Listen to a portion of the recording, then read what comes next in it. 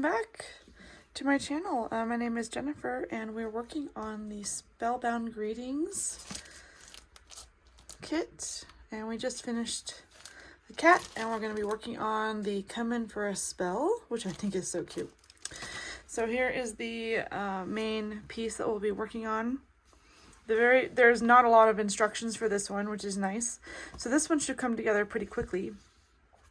For the first, it says embroider and sequin the front. So we've got lots of sequins here, as you can see. Let's see.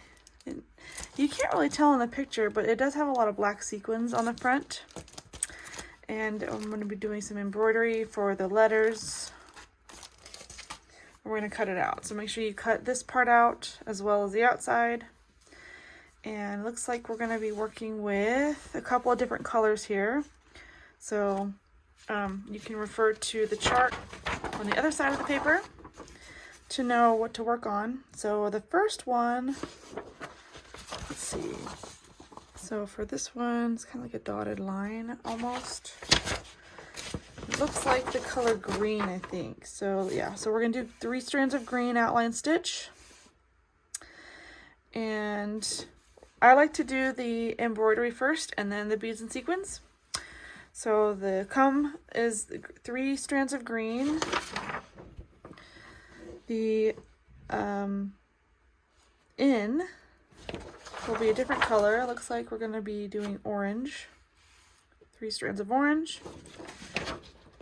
And then this is a completely the dot above the I is a different color. It looks like we're doing, oh, it's the same color. My bad. It's the same color, but a different stitch. So we're doing 2 orange straight stitch for the little star right here.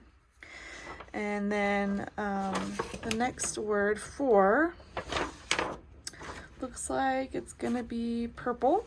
So 3 strands of purple. And then the A right here is going to be yellow, 3 strands of yellow. Okay. Or gold. I mean, it's kind of a goldy color to begin with. So lots of different colors for the letters.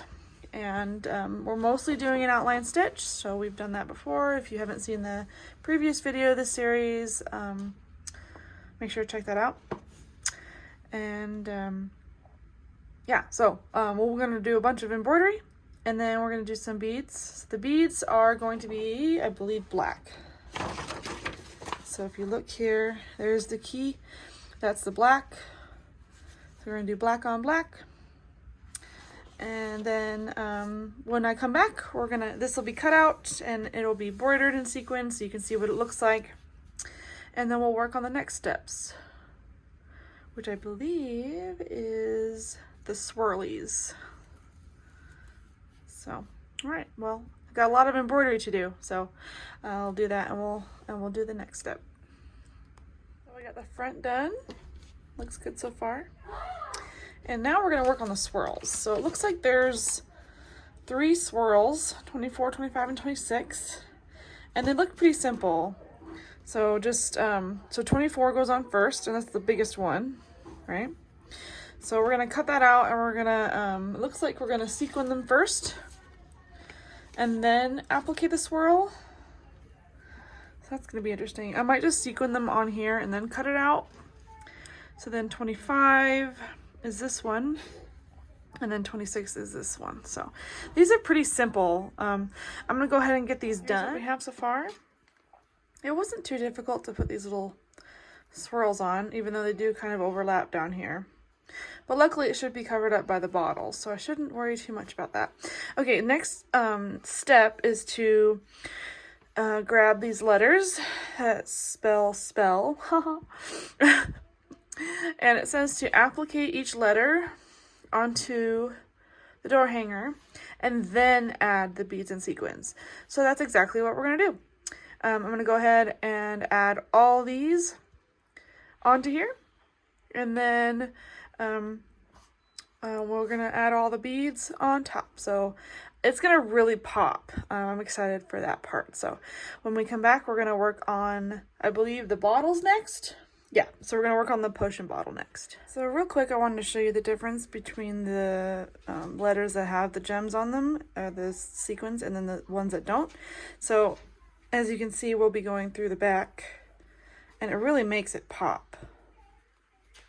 So once we have spell done, I'm going to add more beads and sequins here. It looks like we're going to do the bottle, and we're going to do some embroidery on the bottle. It looks like we're doing some satin stitch as well. So we've got embroidery here and then satin stitch for the circles and some beads. And then we have this to go on top of that. So the bottle seems fairly easy to put together.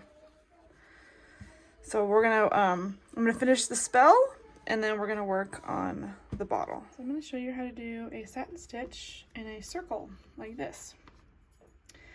And notice how you can do it in different directions. The reason why I did that is to give it a little bit of movement, which is cool. So for circles, they're actually a little tricky because you can, as you can see, warp the circle so it doesn't like keep its shape sometimes, which is to be expected. So this direction for this one, this direction for this one, and I think I'm gonna go in this direction, like this way, to create that movement. So I'm taking 2 strands of purple, and I'm gonna start over here, and my stitches are gonna face diagonal this way, like that. So I'm just going in the middle here. I like to start in the middle. You can start wherever you want, but I'm going to start in the middle and I'm going to work my way outwards.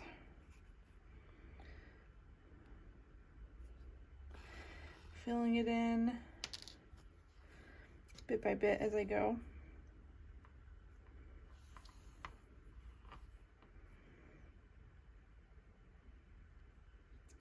And by doing it this way, it actually takes less stitches.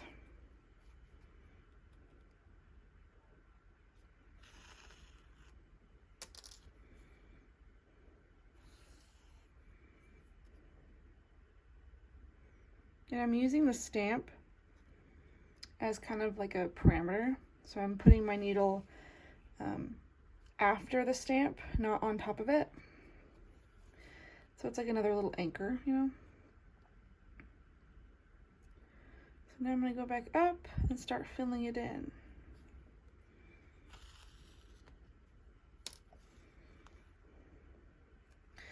And this does take a process. I like to try and get the threads flattened so they don't like come out all weird and wobbly, because we're trying to mimic like a bubble. I'm going to come back down here and cover this stamp a little bit better.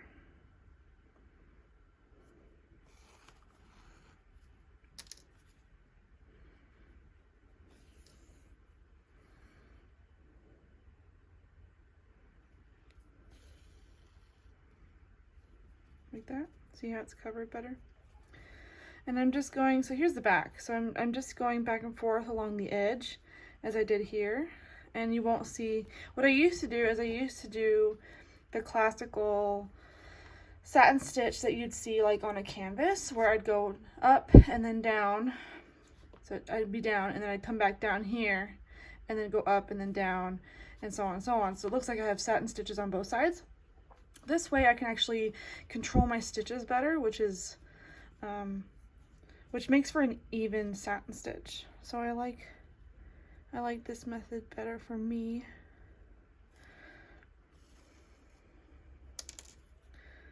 See how I'm slowly closing up the bubble.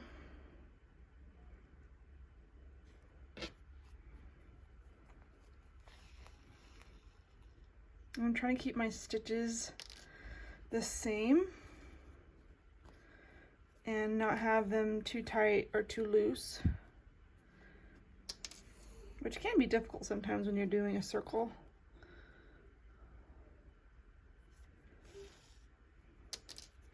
See, we already have half the bubble done. And it didn't take long at all. We're gonna do the exact same with the other side. So now I'm gonna start doing the little spaces like that, and rinse and repeat. I know some people like to start on one end and go directly to the other end. I find that by doing it this way, starting from the middle and going out, you keep the integrity of your stitches in one direction, and you can have better control over your stitches.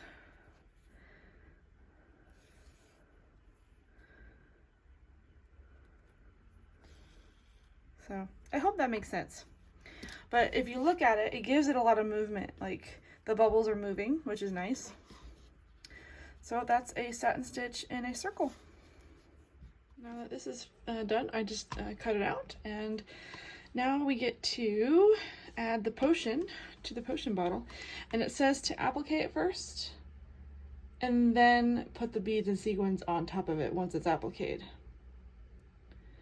And so once we do that, we will stick the potion bottle right here. And then there's no, it says lightly stuff. Let's see, lightly stuff and applique the front of the bottle to the back. Okay, yeah, so there's a back. Duh. All right, so this is lightly stuffed after this is put on. And then the whole thing will be added onto here. So let me get the bottle finished, and then we'll finish the bottle. Grabbed a couple pins, and the back is on here. So now we're just appliquing the potion bottle to the actual door hanger. And we're just gonna go around this dotted area right here and stitch it on. So I haven't, normally I hide my tail, but since I have enough to start, I'm just going to use my tail to applique, at least to start appliquing the potion bottle all the way around. And I like to make my stitches longer, like wider, so see the space. And I won't get too far because this thread is short, so I'm just starting. Oops, be careful getting caught on your work. Might be able to do one more stitch.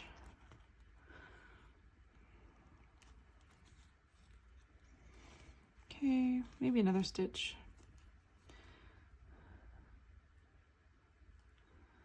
And I'm just going along the outside. Now I'm going to come down to the back and secure it back here. And then I'll grab some more thread and continue. And you're going to do this until the potion bottle is sufficiently attached.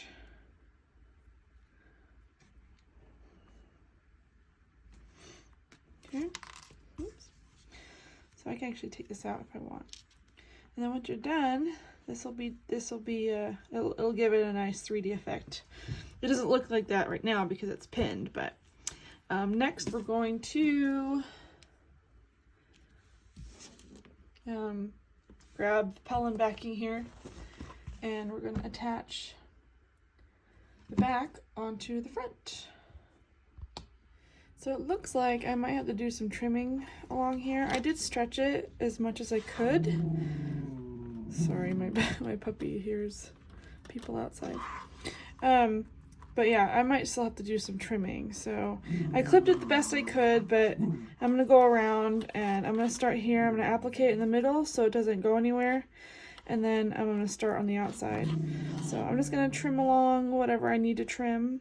I'm gonna try not to trim because I don't like to trim the back if I can help it. But luckily, felt is pretty malleable, so I'll try my best to kind of get it to where I want it. And I'll let you know in the next clip if I end up trimming anything. So, all right, we're gonna attach the back to the front. It turns out I only clipped like the corners here because those are a little bit harder to maneuver, but everything else I was able to actually kind of stretch it, which is good. So having this stuff doesn't help, but I love how it turned out. Look how cute it is. Here is the set all together. Oh, I can't wait to hang these up for Halloween. Very cute. If you liked this video, if this tutorial was helpful, please give it a thumbs up. And I am unsure what to do next, so look out for my next tutorial, whatever it is. In the meantime, check out these videos at the end of this video, and I will see you in my next one.